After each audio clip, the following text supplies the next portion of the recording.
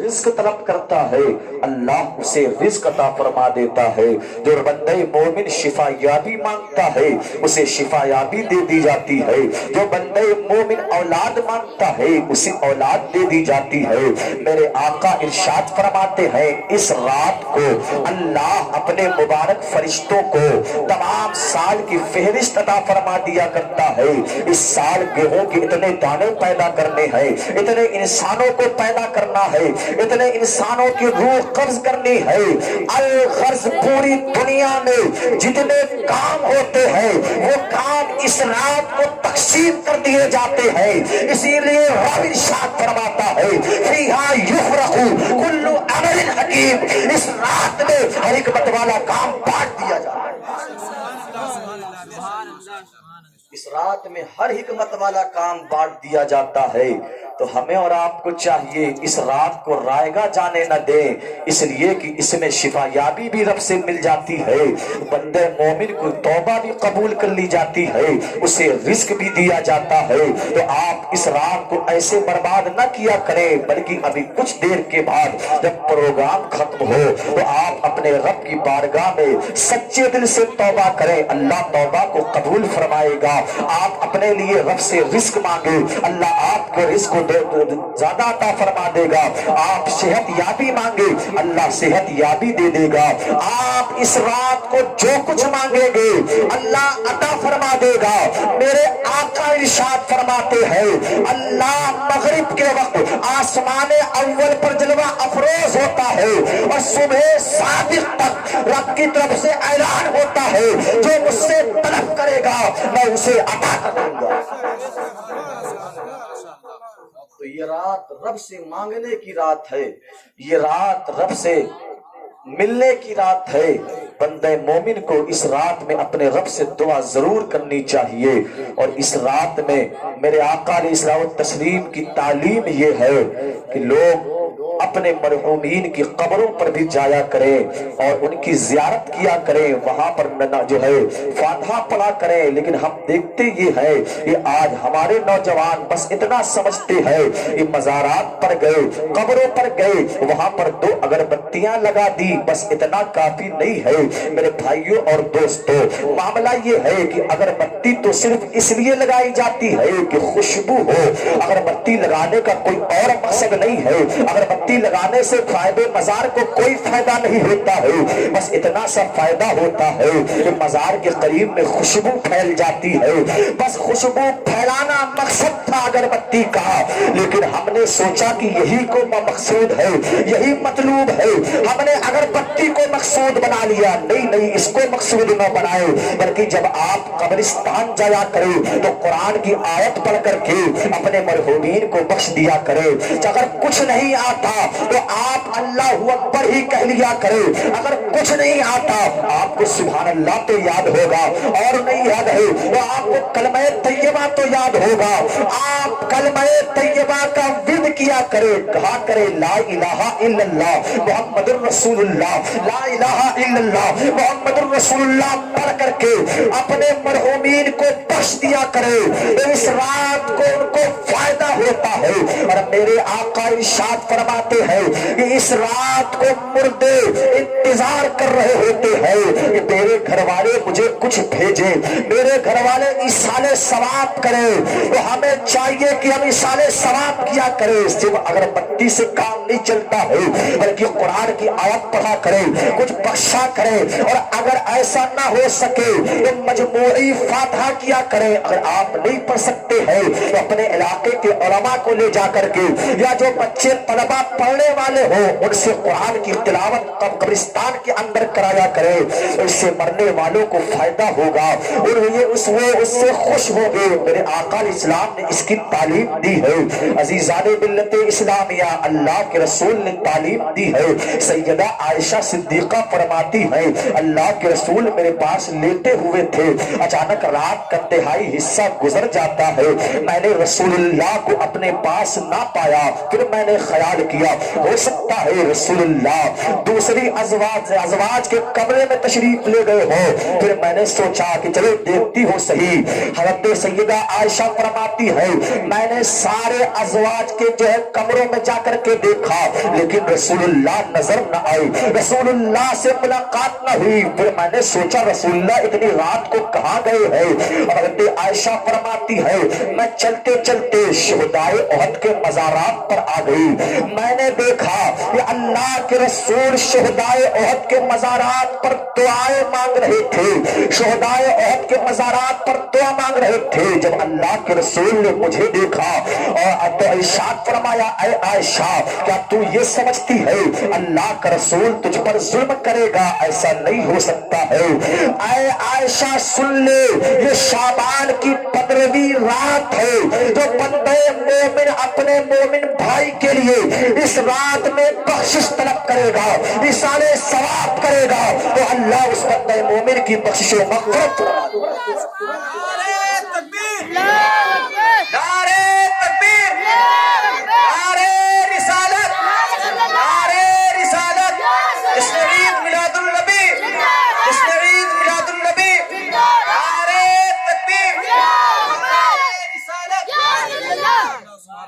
اللہ اکبر۔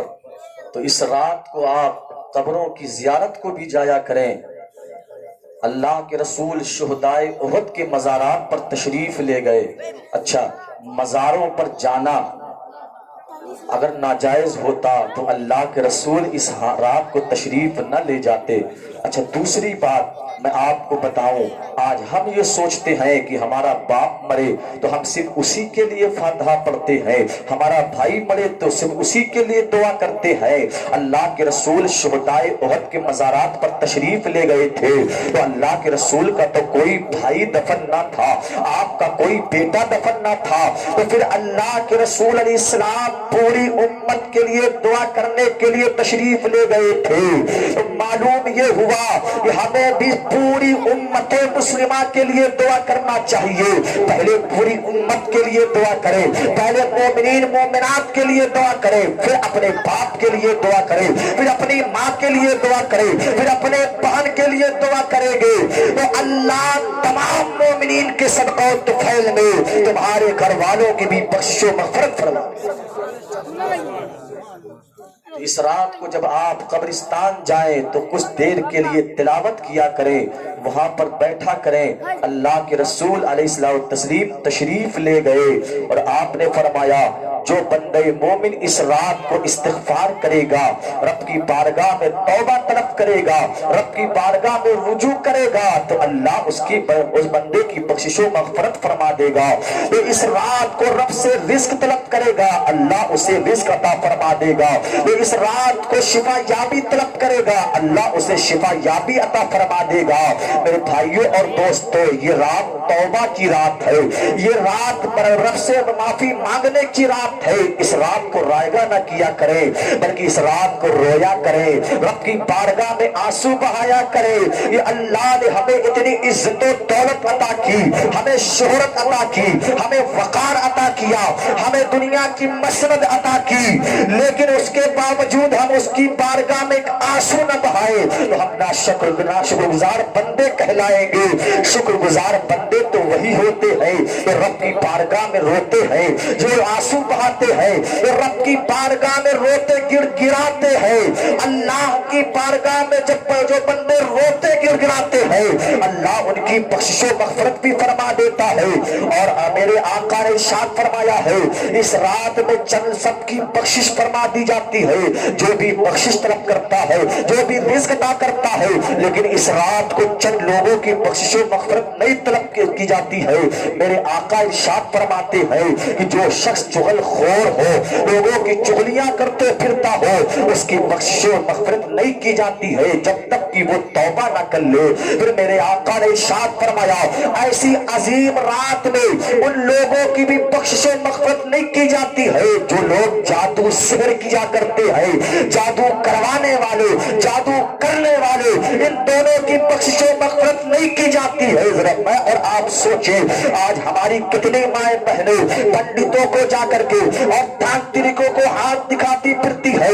میرے آقا نے ارشاد فرمایا ہے، جس کسی نے اپنا ہاتھ کسی کو دیا اور یہ معلوم کرنے کے لیے کہ میری تقدیر میں کیا لکھا ہے، آگے کیا ہونے والا ہے، میرے آقا نے ارشاد فرمایا ہے ایسا شخص جہنمی۔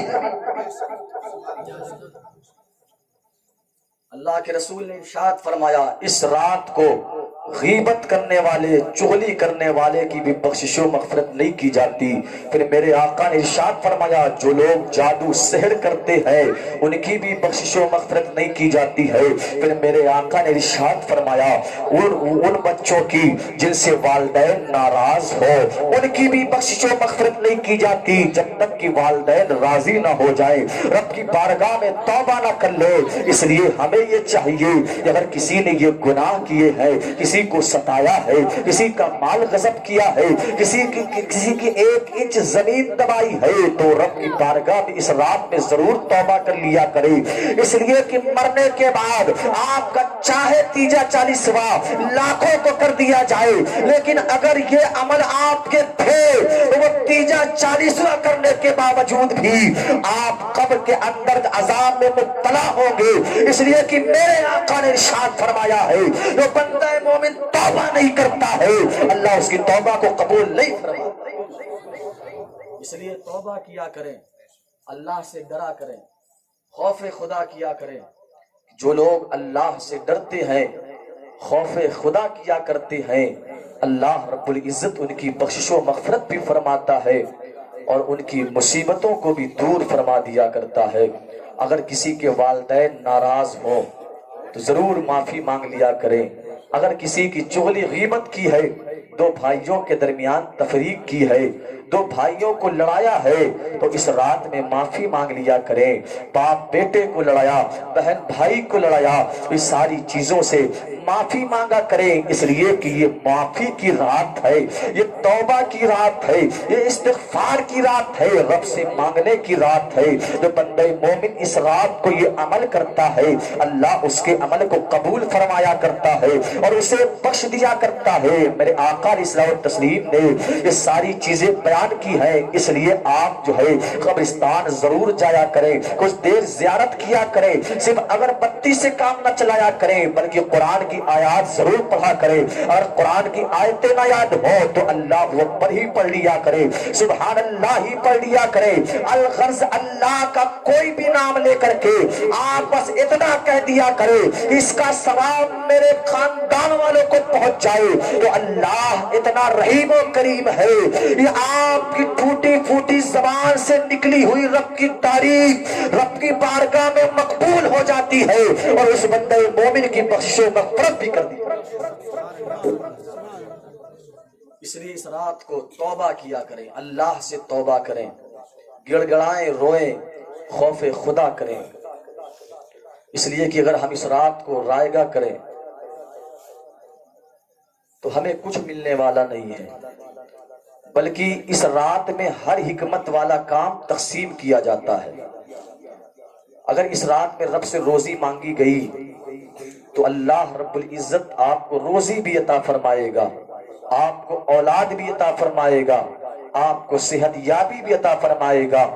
اس لیے اس رات کو آپ گھوم ٹہل کر برباد نہ کیا کریں بلکہ رب کی بارگاہ میں سربہ سجود ہو جایا کریں، اس سے معافی مانگا کریں، اس سے رزق مانگا کریں، اس سے صحت یابی مانگا کریں۔ عزیزان ملت اسلامیہ، اس رات میں چونکہ اس کے دن میں حضرت سیدنا اویس قرنی کی جو ہے فاتحہ بھی کی جاتی ہے۔ میں تمہیں اویس قرنی کی زندگی کے چند گوشے آپ کے گوشت گزار کرنا چاہتا ہوں۔ عزیزان ملت اسلامیہ، میرے آقا علیہ السلام نے حضرت اویس قرنی کے کے تعلق سے ارشاد فرمایا تھا میرا اویس ایسا ہوگا مجہول فی الارض و معروف فی السماء، زمین پر میرے اویس کو کوئی پہچانتا نہ ہوگا، اویس کو کوئی جانتا نہ ہوگا، لیکن اویس کا حال یہ ہوگا کہ آسمانوں پر اس کے چرچے ہوگی، آسمانوں پر اس کی تعریف ہوگی۔ عزیزان ملت اسلامیہ، یہ اویس کون اویس تھا جسے دنیا پاگل کہتی تھی، جسے دنیا دیوانہ کہتی تھی، جسے دنیا مجنون کہتی تھی؟ آپ سوچئے صحیح، کیا دنیا نے ایسا بھی دیوانہ دیکھا ہے؟ کیا دنیا نے ایسا بھی پاگل دیکھا ہے؟ کیا دنیا نے ایسا بھی مجنون دیکھا ہے؟ یہ اویس یمن قرن کے ایک بستی میں رہتا تھا، اور حال یہ تھا یہ جو ہے اویس کو بچے پتھر مارتے تھے۔ آپ نے پاگل کو دیکھا ہوگا، دیوانے کو دیکھا ہوگا، بچے کوئی پتھر مار رہے ہوتے تو کوئی قمیص کو کھینچ رہا ہوتا، کوئی پانی ڈال رہا ہوتا، بچے مجنون پاگل دیوانے سے ایسے کھیل رہے ہوتے ہیں۔ حضرت ویسے قرنی کی ذات وہ ذات تھی کہ جب قرن کے اندر ویسے قرنی کو بچے پتھر مارتے تو ویس پلٹ کر کہتا اے بچوں پتھر مارو لیکن اتنا ظلم تو نہ کرو، اتنا جفا تو نہ کرو۔ ویس زمین سے پتھر مارے ہوئے کو اٹھا کر کے ان بچوں کو دیتا اور کہتا اے بچوں مجھے چھوٹے پتھر نہ مارو، بڑے پتھر مارنا، مجھے بڑے پتھر نہ مارو، چھوٹے پتھر مارو۔ کہا کیوں؟ کہا اس لیے کہ جب تم مجھے بڑے پتھر مارتے ہو میرے جسم سے خون نکلتا ہے، میرا وضو جاتا رہتا ہے، پھر کوئی مجھے پانی نہیں دیتا ہے، دریائے فرات میں مجھے وضو کے لیے جانا پڑتا ہے، میری نماز چلی جاتی ہے، اس لیے بچوں پتھر مارو لیکن چھوٹے پتھر مارو، بڑے پتھر نہ مارو۔ آپ سوچئے صحیح، ویس کو خیال ہے تو کس کا خیال ہے؟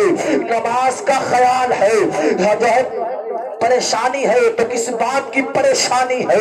یہ نماز کی پریشانی ہے کہ اے بچوں پتھر مارو لیکن چھوٹے پتھر مارو، بڑے پتھر نہ مارو، اس لیے کہ جب تم ظلم کرتے ہو، اس لیے کہ تم جب جور و جفا کرتے ہو میرا خون نکلتا ہے، میری نماز چلی جاتی ہے۔ دنیا میں ایسا بھی پاگل ہے جسے کسی کا خوف نہیں، اگر ڈر ہے تو نماز جانے کا خوف ہے۔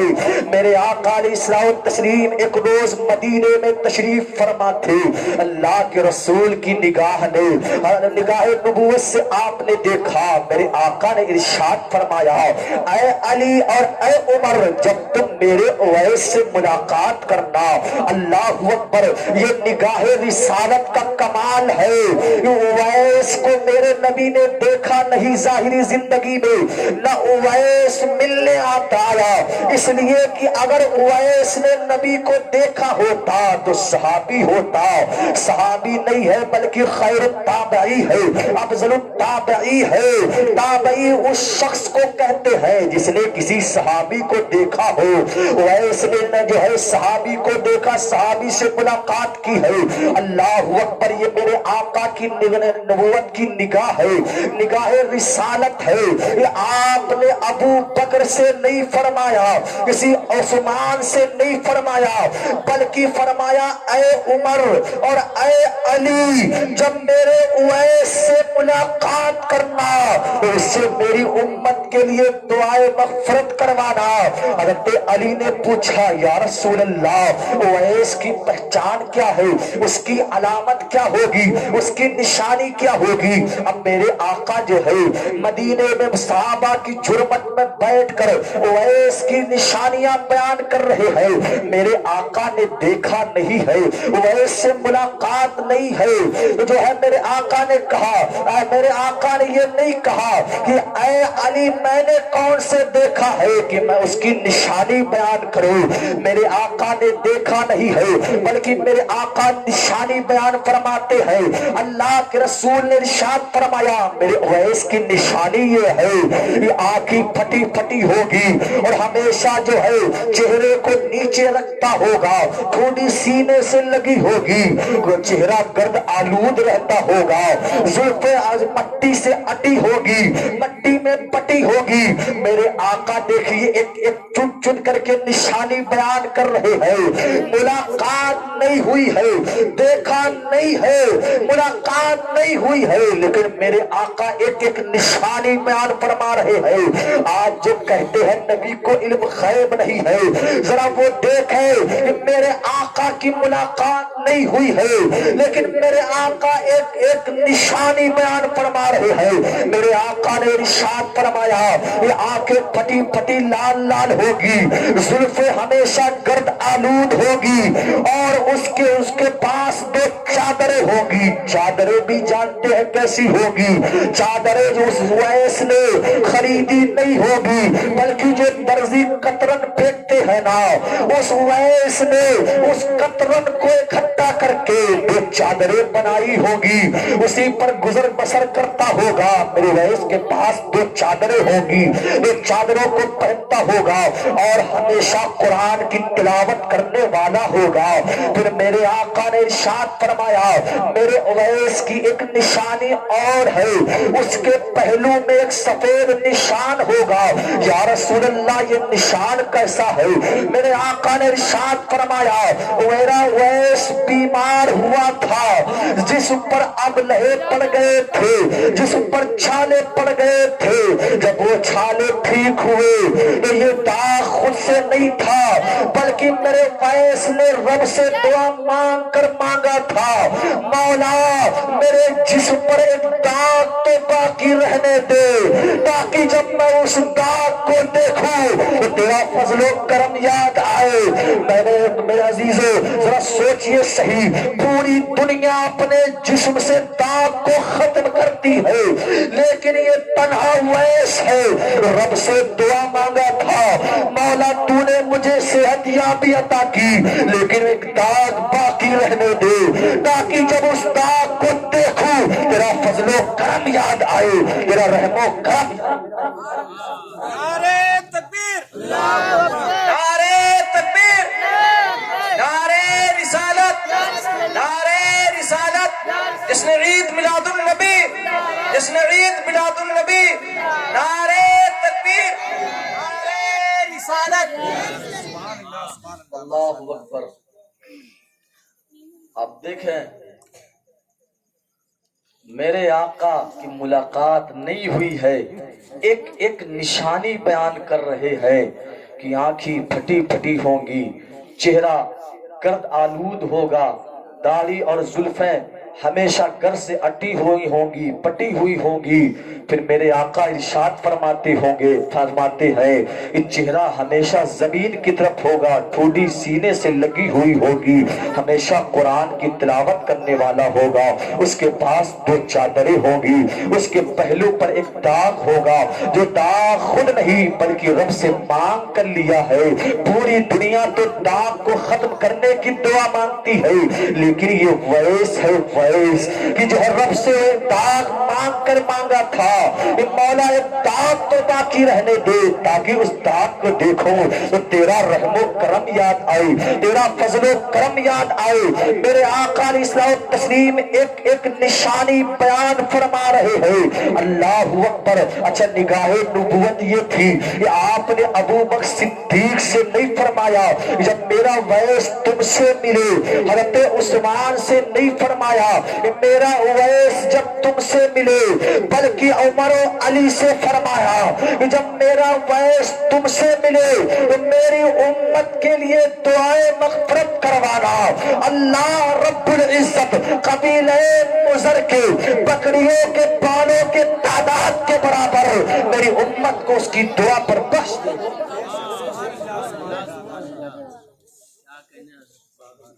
اللہ اکبر۔ میرے آقا کی ملاقات نہیں، مدینے میں بیٹھ کر اچھا پوری دنیا نبی کا ذکر کر کے दिल को सुकून पहुंचाती है, दिल को ठंडा करती है। वारे वैस तेरी अजमत व शान पर, वारे वैस तेरी अजमत पर, ये तेरा तस्किरा रसूले दो जहां कर रहा है, तेरी शान रसूले दो जहां बयान फरमा रहा है। अल्लाह का महबूब तेरी शान बयान फरमा रहा है। अल्लाह अकबर। पूरी दुनिया मेरे आका का तस्किरा करके दिल को सुकून पहुंचाती है, लेकिन वारे वैस मेरा नबी तेरा तस्किरा फरमा रहा है। और अब हदीस में ये आता है कि मेरे आका ने एक रोज अपने गिरेबान के बटन को खोला और इरशाद फरमाया, इन्नी लअजिदु इलर रहमानी इलल यमन, यमन से रहमान की खुशबू आती है, मेरे महबूब की खुशबू। क्या बात है, वाह।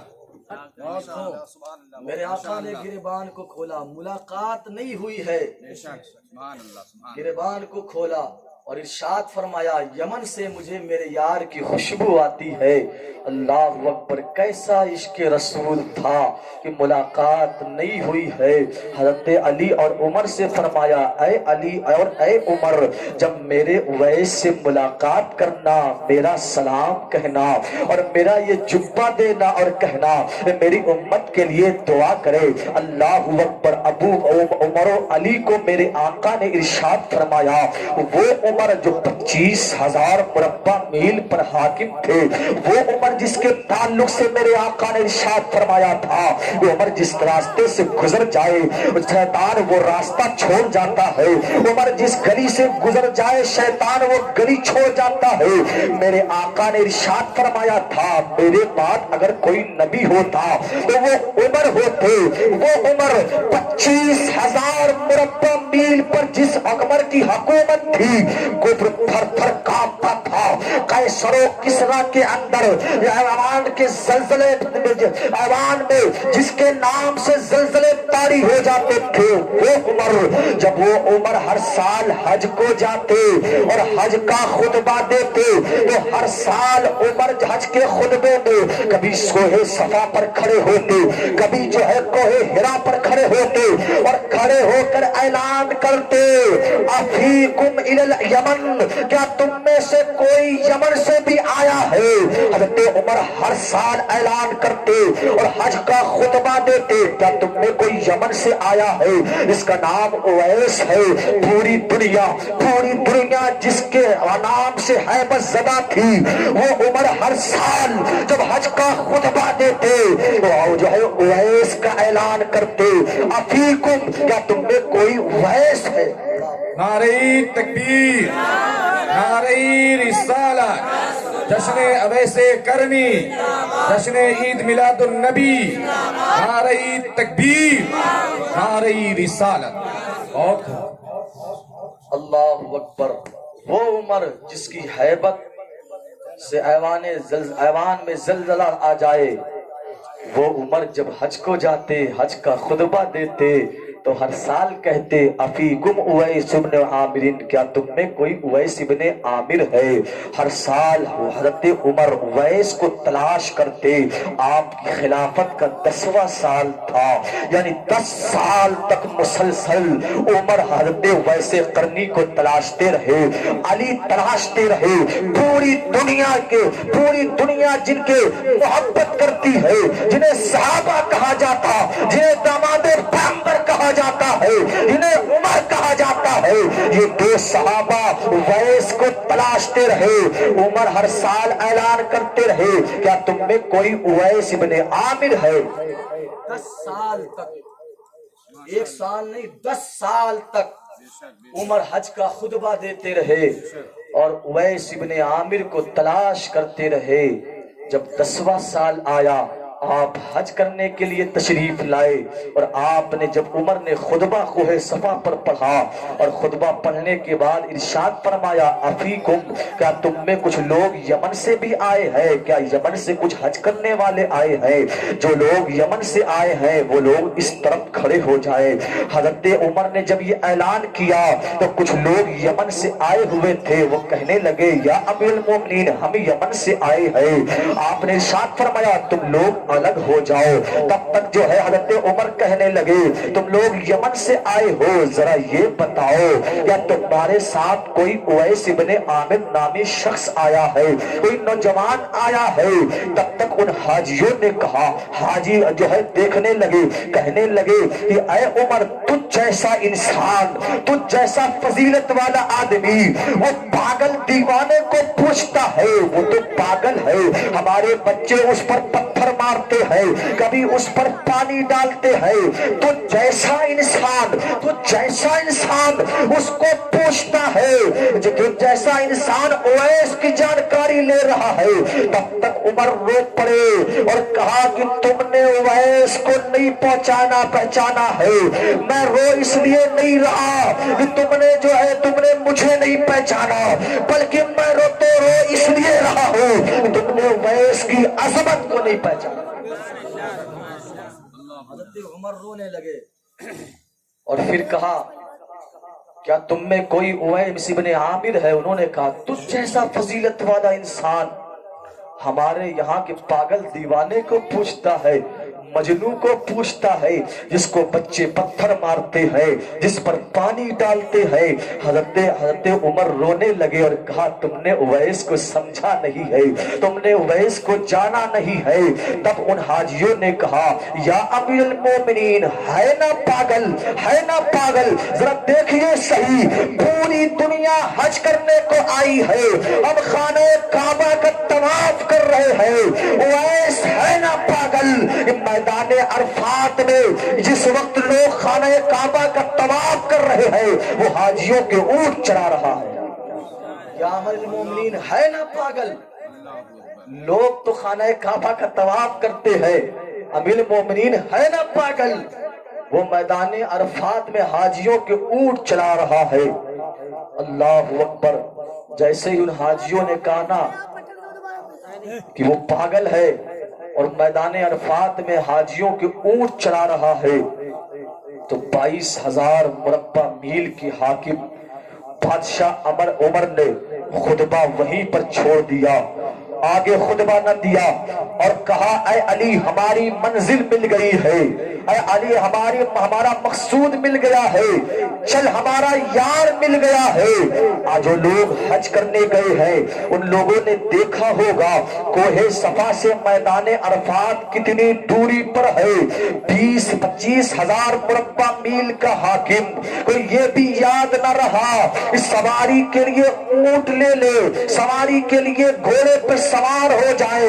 عمر اور علی جیسے فضیلت والے انسان پیدل ہی میدان عرفات کی طرف چل دیے، اور یہ بھی یاد نہ رہا عمر کو کہ چپل پہن لے اور سواری پر بیٹھ لے۔ جیسے ہی میدان عرفات میں آئے تو کیا دیکھا، ایک دبلا پتلا نوجوان ہے، کچھ اونٹ چل رہے ہیں، اور وہ نوجوان رب کی بارگاہ میں پیشانی کو جھکائے ہوئے ہے۔ حضرت عمر اور حضرت علی جا کر کھڑے ہو گئے۔ جب اس نوجوان نے سلام پھیرا تو امیر المومنین نے کہا السلام علیکم۔